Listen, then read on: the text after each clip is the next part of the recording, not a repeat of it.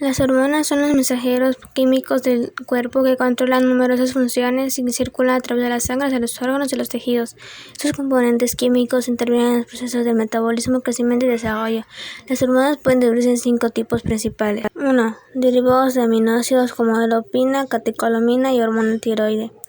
2. Neolíticos pequeños como hormona liberadora de gonadotropina, GnRH, hormona liberadora de tirotropina, TRH, somatostatina y vasopresina. 3.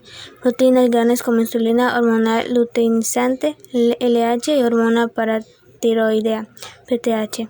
4. Hormonas esteroides como cortisol y estrógenos sintetizados a partir de precursores con base de colesterol. 5. Derivados de vitamina como retinoides, vitamina A y vitamina D. Estos factores de crecimiento pépticos, la mayor parte de los cuales tienen efecto local, comparten acciones con las hormonas como regla. Los derivados de aminoácidos, las hormonas pépticas interactúan con receptores en la membrana superficial celular.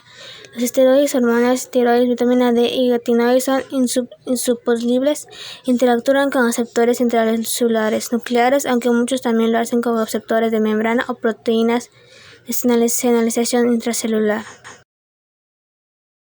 La neurona es la unidad elemental del procesamiento y transmisión de información en el sistema nervioso.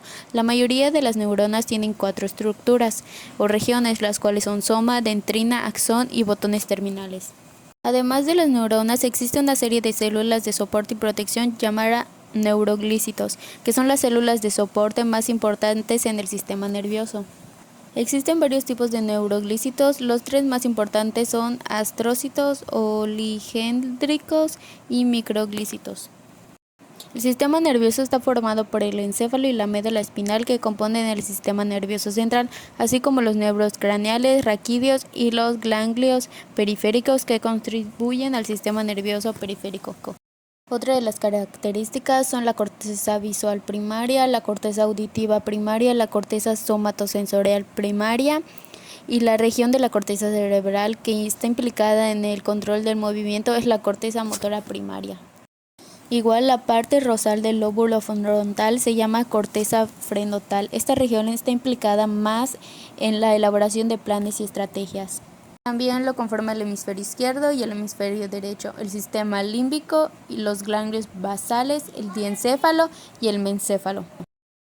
El encéfalo y la médula se comunican con el resto del cuerpo a través de los nervios craneales y raquídeos, que conducen información sensorial al sistema nervioso central y mensajes desde este hasta el último de los músculos y las glándulas del cuerpo. Las características son los nervios raquídeos, los nervios craneales y el sistema nervioso neurovegetativo o sistema nervioso autónomo. ¿Cuáles son aquellas sustancias químicas que genera nuestro cerebro y que cumplen la función de mensajeros? Es decir, se encargan de transmitir las señales de una neurona a otra. Estas señales se conocen como impulsos nerviosos. Dicho proceso se da por medio de la sinapsis, que es un pequeño espacio entre la membrana presináptica y la membrana postsináptica, en donde los neurotransmisores se dispersan por la hendidura sináptica para completar la transmisión sináptica. Es importante mencionar que los neurotransmisores se van formando a partir de los aminoácidos. Aquí podemos encontrar 2 grupos. En primer lugar, los aminoácidos esenciales, que son aquellos que el mismo cuerpo es capaz de producir, y en segundo lugar, los no esenciales, que son resultados de la producción del cuerpo a través de la dieta. El sistema nervioso se conforma de 2 tipos de células, las células neurales y las células neurogliales. Las primeras son las encargadas de conducir mensajes bioeléctricos, mientras que la glía da soporte. No obstante, ambas células están involucradas en la producción y control de los neurotransmisores. No hay que olvidar que a pesar de cada uno de los tipos de neurotransmisores pueda ser asociado a ciertas funciones en el sistema nervioso, no se trata de elementos con intenciones y un objetivo a seguir, de modo que sus repercusiones en nosotros son puramente circunstanciales y depende del contexto. Los neurotransmisores tienen los efectos que tienen porque nuestro organismo ha evolucionado para hacer en este intercambio de sustancias algo que nos ayuda a sobrevivir, al permitir la coordinación de diferentes células y órganos del cuerpo. Por eso, cuando consumimos fármacos que emulan el funcionamiento de estos neurotransmisores, muchas veces tienen efectos secundarios que incluso pueden ser todo lo contrario del efecto esperado. Si interactúan de manera anómala con las sustancias que ya hay en nuestro sistema nervioso, el equilibrio que se mantiene en el funcionamiento de nuestro cerebro es algo frágil y los neurotransmisores no aprenden a adaptar su influencia en nosotros para cumplir con la que se supone es su función. De eso debemos preocuparnos nosotros.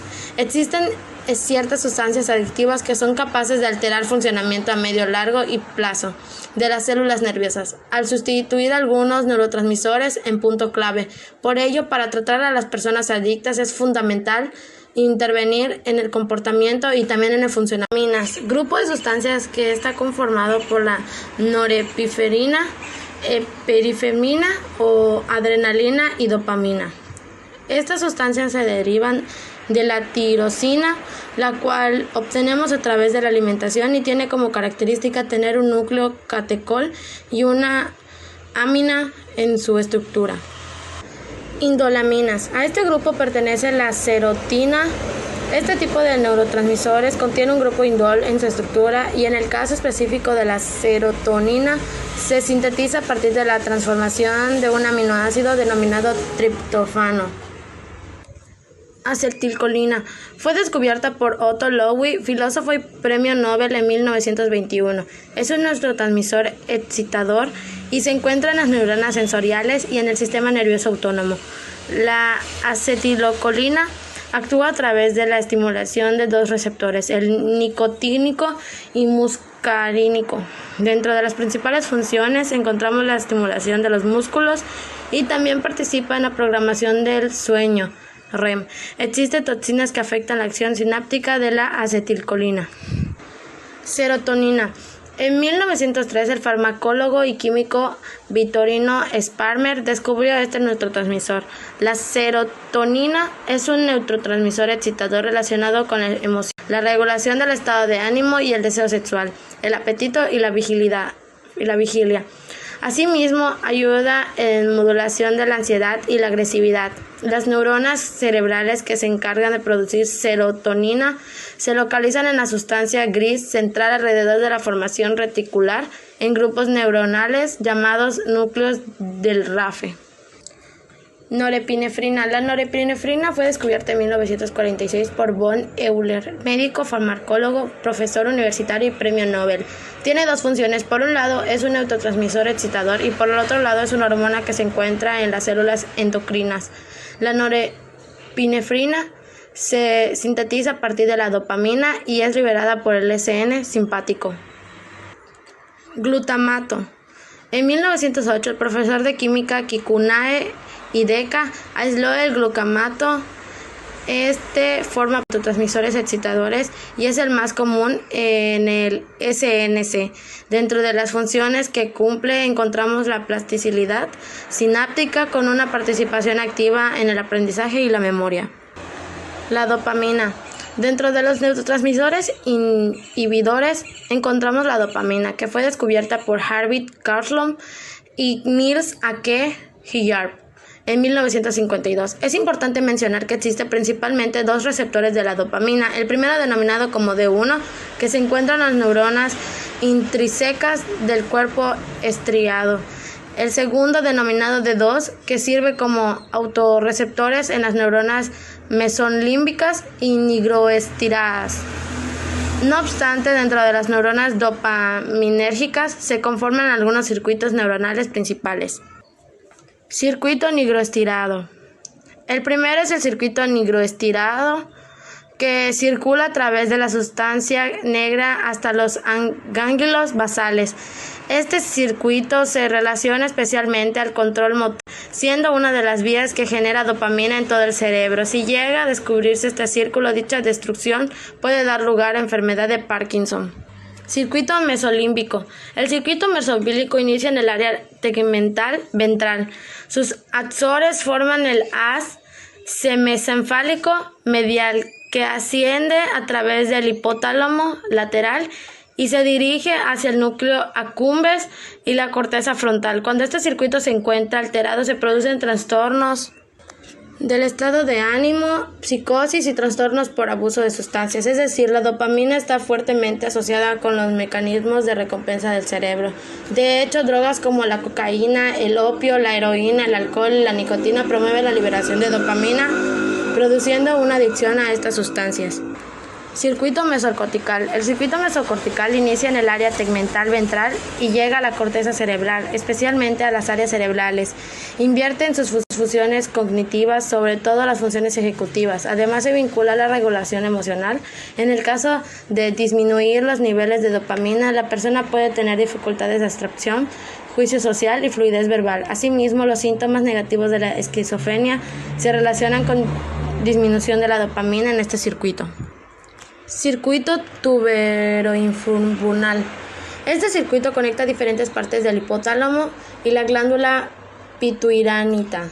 Dentro de su función está contribuir a la hipófisis en el proceso de secreción de hormonas. Una de las hormonas en las que más influencia tiene es la prolactina, ya que inhibe su síntesis afectando la producción de leche en la persona.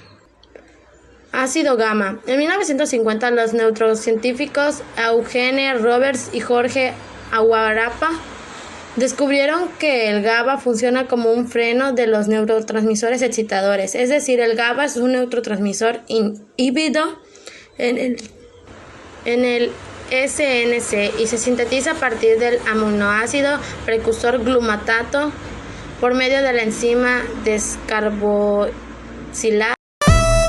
De acuerdo con la Organización Mundial de la Salud, OMS, la sexualidad humana se define como un aspecto central del ser humano presente a lo largo de la vida. Abarca el sexo, las identidades y los papeles de género, el erotismo, el placer, la intimidad, la reproducción e incluso la orientación sexual. Se vivencia y se expresa a través de pensamientos, fantasías, deseos, creencias, actitudes, valores, conductas, prácticas, papeles y relaciones interpersonales. La sexualidad puede incluir todas estas dimensiones, no obstante, no todas ellas se vivencian o se expresan siempre. La sexualidad se ve influida por la interacción de factores biológicos, psicológicos, sociales, económicos, políticos, culturales, éticos, legales, históricos, religiosos y espirituales. De esta manera podemos entender que cuando se habla de sexualidad, es más que ser hombre o mujer, más bien hay que adentrarse en las relaciones interpersonales, en los sentimientos más íntimos de unos y otras y ver sus efectos en el desarrollo y autodesarrollo del ser humano. Es una realidad por sí valiosa por el hecho de pertenecer a la intimidad del humano, pero que influye en la calidad de vida de ambos géneros, de la familia, ya que abarca dimensiones biológicas, psicológicas y sociales que la hacen mucho más compleja, ya va a ser un aspecto de la identidad personal, moldeada por las relaciones sociales que están presentes, que cambian según contexto, cultura y época, definiendo normas de lo que se espera de cada uno e influyendo en la construcción de la misma. Por tal motivo, pues la sexualidad humana engloba una serie de condiciones culturales, sociales, anatómicas, fisiológicas, emocionales, afectivas y de conducta, pues relacionadas con el sexo, género, identidades, orientaciones que caracterizan de manera decisiva al ser humano en todas las fases de su desarrollo. Ahora, también es importante recalcar que debemos tener comportamientos sexuales responsables. Claro, estos se expresan en los planos personales, interpersonales y comunitarios.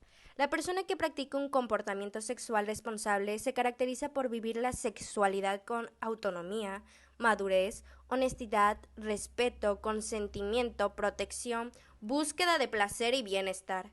Comunidad personal sexuada, la vivencia humana de la sexualidad también ha de conducirse por las facultades superiores que dignifican al ser humano. Es decir, aunque contamos con un sustrato biológico natural, no son solo los instintos quienes nos guían, sino una libertad inteligente que es capaz de elegir el bien y actuar por amor. Además, tener Llevar una sexualidad sana y responsable tiene muchas ventajas, como conocer tu cuerpo, saber qué te gusta y qué no, poder decidir qué hacer, cuándo y con quién, elegir un método anticonceptivo, decidir si deseas tener hijos o no, aprender a decir no, elegir correctamente a la persona con quien quieres estar, evitar infecciones de transmisión sexual, evitar embarazos no deseados, entre otras cosas. Sin duda alguna, debemos asegurarnos de conocer todo sobre la sexualidad. Tener la información necesaria y correcta beneficiará nuestra vida sexual. Debemos acercarnos a nuestros papás, hermanos hermanos mayores, médicos, libros u otras fuentes confiables para obtener la información que necesitamos.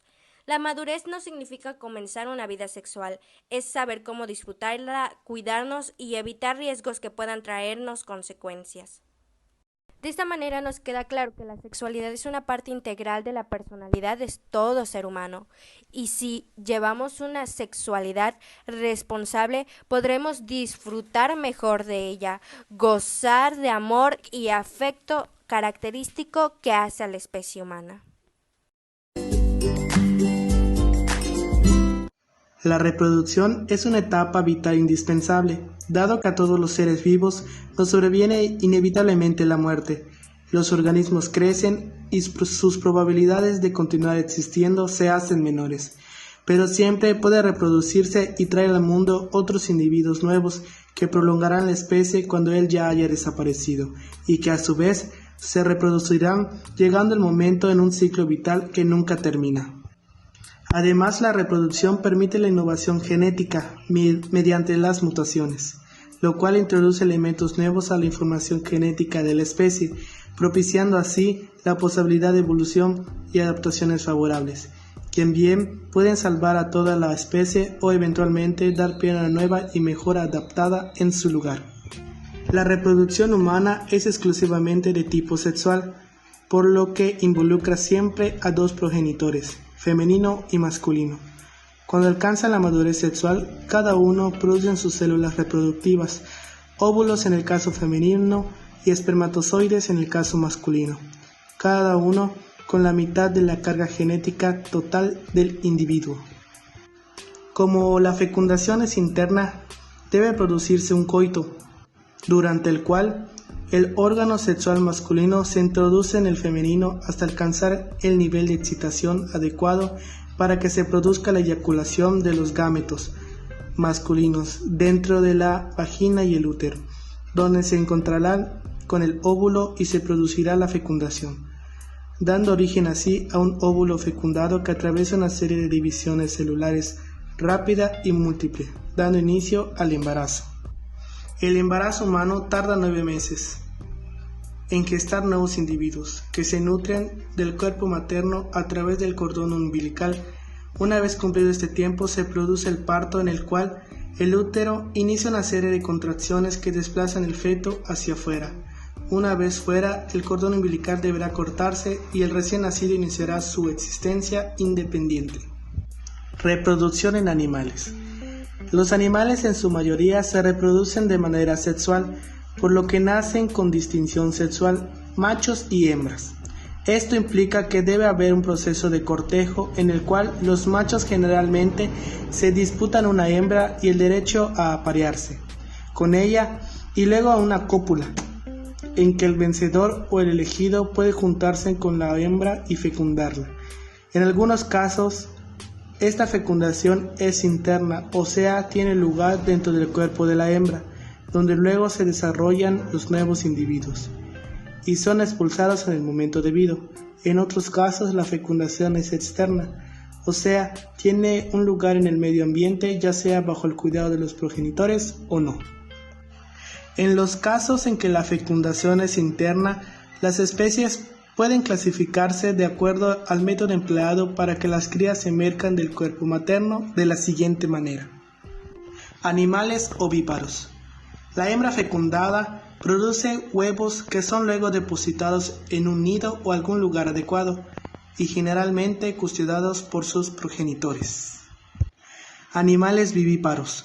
Aquellos en que la hembra fecundada da a luz a sus crías ya desarrolladas, listas para existir de manera independiente, aunque bajo la custodia de sus progenitores.